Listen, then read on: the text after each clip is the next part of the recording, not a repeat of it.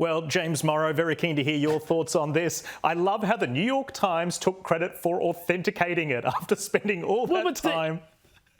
And Jack, I mean, this is such an appalling story for so many reasons. I mean, the way that big tech and Facebook and Twitter stamped down on this story is just unbelievable. Remember, not only could you not post the story on Twitter, you couldn't even send it to your mate via Twitter direct message. They would censor that as well. That is how hard they went on trying to keep this story out of the hands of those pesky creatures known as the American voting public.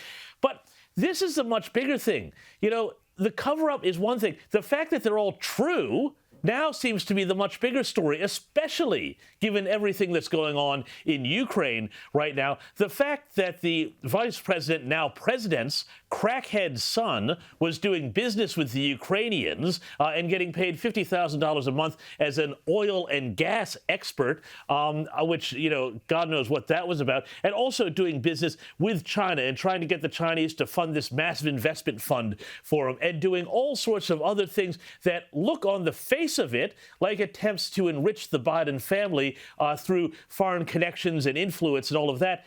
That is deeply concerning. That is actually what journalists should now be going back, looking at, reading Miranda Devine's great book, Laptop from Hell, which delves into all of this, and going through and figuring out exactly what the Biden family, not just the crackhead wastrel son Hunter, has been up to in all of these foreign countries over the years.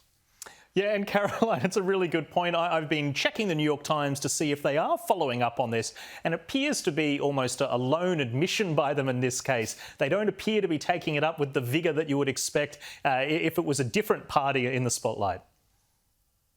No, and again, it's terribly inconvenient, so they don't want to touch it. And then, in the next breath, they wonder why people don't trust the media. And then they wonder why people are going to alternative sources of media and why people are getting their news from YouTube and whatever. This here, they've shot themselves in the proverbial. They have done this to themselves.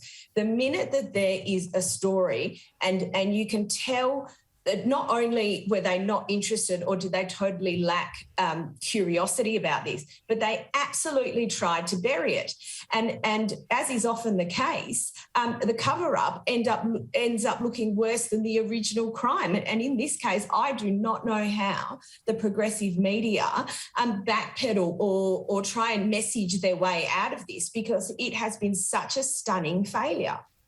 Yeah, and it has to be said as well that our taxpayer-funded national broadcaster just lazily followed them, didn't even check it out themselves, and then just rubbished the whole story. And I haven't heard a word from them about it. No apologies.